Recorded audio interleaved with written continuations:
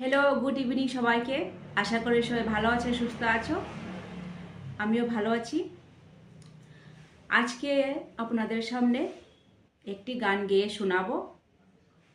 জানি না এই গানটা কারোর ভালো লাগবে নাকি ভালো লাগবে না, কিন্তু গান গাওয়ার আমি চেষ্টা করছি। তাহলে গানটা শুরু করছি।